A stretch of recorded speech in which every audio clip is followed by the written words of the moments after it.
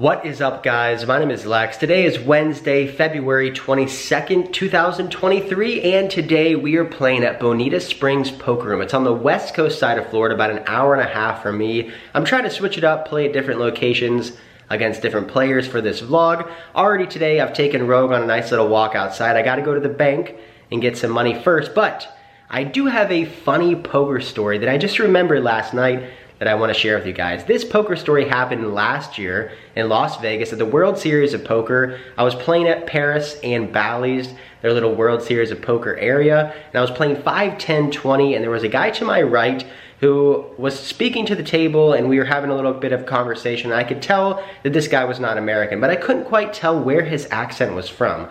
So he was sitting to my right, and I look over at him and I go, "Hey man, where are you from?" And he looks over at me and he says, "Austria." And I think to myself, oh my God, I've been waiting 15 years to tell this joke. So I calm myself, I look over at him and I go, "G'day mate, let's put another shrimp on the barbie, eh?" And he looks at me and he doesn't say anything. And then I look over at him and I say, "Have you seen the movie Dumb and Dumber with Jim Carrey?" And he looks at me and he says, "Who?" And I say, this is awkward. So I end up taking the next minute or so trying to explain the joke to him that Jim Carrey was in the limo and he was talking to a girl. He thought she was from Australia and he was doing the accent, whatever, blah, blah, blah, blah. I thought it was funny. Some of you guys who have watched the movie might think it's funny, but apparently my fella on the right had never seen the movie, so it's not funny. But we're gonna go to the bank, we're gonna get some cash, we're gonna drive out west, we're gonna play some poker. Let's go.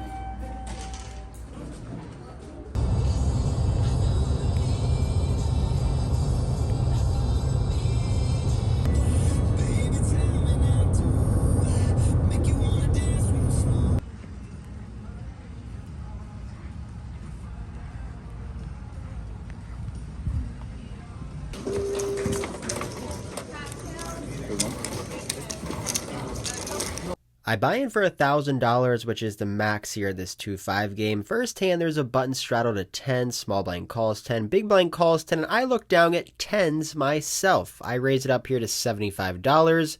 Button folds, small blind makes to call, who is a pretty big short stack, and the big blind makes to fold. So we go heads up here in position to King, King 8 rainbow, small blind checks. I bet out small $50, and small blind makes to call. One thing I noticed here about the small blind, and he was kind of really excited to see this flop. When I was looking over at him, he kind of jolted up in his chair. He looked at the board. He looked as if he liked this King, King 8 board. So when the turn card comes the 7 of clubs, he checks over to me. I decide to pot control here and check this one back. Heads up now to the river, which is the 9 of clubs, and now the small blind jams all in for $250. So like I said before, it seemed as if he really liked this King, King 8 board. I mean, he has a lot of kings in his range. He can have King 10, King Jack, King Queen, Ace King, pocket 8s, pocket 7s, pocket 9s.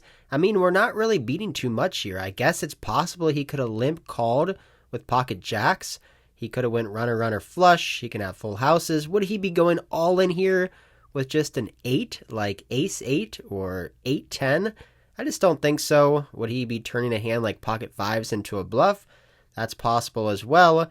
After thinking for a while, I feel like he's just not bluffing here for his last $250. I feel like he flopped trips or maybe has a full house, so I make a pretty tight fold and ask him later on, and he tells me good fold, but he doesn't show me what he had.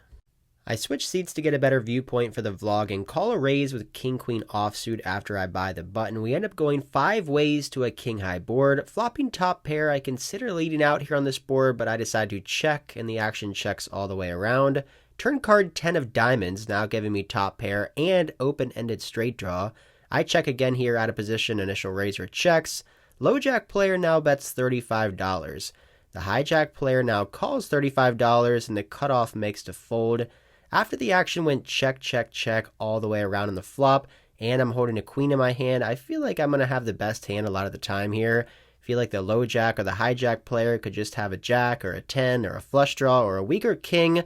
So versus this sizing, I decide to check raise here for value to $150. The low jack player pretty quickly gets out of the way, but the hijack player comes along with a call. So I put him on a pair plus straight draw, maybe a pair and a flush draw as well. So in the river card is the ace of spades, giving me a straight, but also bringing in the flush. I'm not sure if I want to check here or if I want to bet, and ultimately I decided to go for a thin value bet of $110. I get very quickly called, might be bad, but when I show my hand, my opponent shows ace 10 for 2 pair on the river, and that is not going to beat our straight on the river, and we take down our first pot here at Bonita Springs. I pick up a lot of big pocket pairs this session. This time I've got jacks on the button. There's a raise to 10. A call for 10, I raise it up here to 50. I'm not really sure what that $10 raise was, but the initial raiser makes the call with only about $100 left.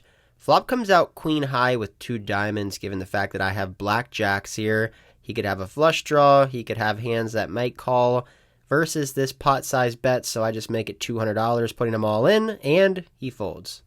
It's a straddle pot for $10. There's 2 calls. I overcall on the button with deuces, going duck hunting, and we find one on jack 7 deuce rainbow, flopping bottom set, big blind checks, straddler bets out 25. Next to act calls, and the player next to him calls as well.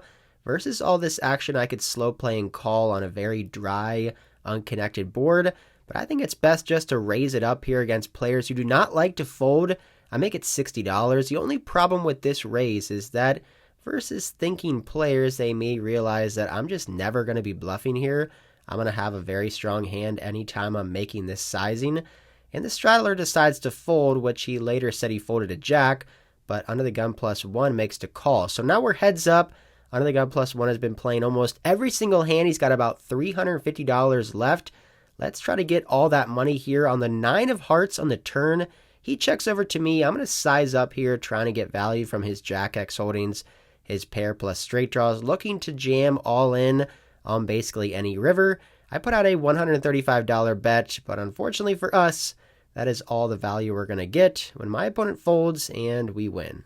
Like I said, a lot of pocket pairs this session. This time it is queens, black queens. I raise it up here to $20. Button calls, small blind calls, big blind calls, 4 ways to king 5-5. Not my favorite flop, 1 overcard to my pair. Multi-way when it checks to me, I check, and now the button bets out $65. Folds back over to me, and the button had just got caught bluffing for a huge sizing earlier on. So I feel like he could be doing this with hands that were beating, like medium pocket pairs. He could be doing this with ace high hands. So I make the call, looking to see what happens on the turn, which is to 4 of hearts. I check over to him at a position now, and he continues to bet $150 here from the button. I have to be able to adjust when moving down in stakes. Normally I play 5, 10, 25, where an open raise might be $150. Now for this game, a $150 bet on the turn is a rather large bet, so I have to stay disciplined here. I don't want to spew money at smaller stakes, so I make the fold with queens on the king high board. I think it's a good fold, but unfortunately we will never know. Well, after this, they end up opening up a new game, which is 2-5 deep stack, $3,000 buy-in, and I'm excited for this one. The table has agreed to play 2-5-10, which is exactly the kind of game I was wanting to play when I drove the 90 minutes west over here to Bonita Springs. Well, I call a raise on the button with ace-jack and go 3 ways to an ace-high board. I end up calling a bet on the flop, checking back on the turn, and betting the river, and end up taking down this first pot. I mentioned this in the beginning of the video, but over the next 2 weeks, my plan is to travel to new locations down here in South Florida, try to make some fun new poker vlogs. I grind over at the Hard Rock in Hollywood, Florida, probably 5 or 6 days a week against the same players every single day. So over the next 2 weeks, I'm going to be traveling throughout the state, trying to find some new fun games and also making some new exciting vlogs for you guys. I get dealt in a beautiful ace king of hearts. I raise it up to $40 and under the gun +1, and only the big blind straddle, $10 straddle, makes the call. We go heads up to ace, ace 3, flopping trips. I glance up at the high hand board, which is paying out $1,000 every half an hour. And the high hand right now is quad sixes with a king. So if I can find the last ace in the deck, I can be eligible to win a $1,000 high hand. My opponent checks, and I bet out small here, $30, and he makes the call.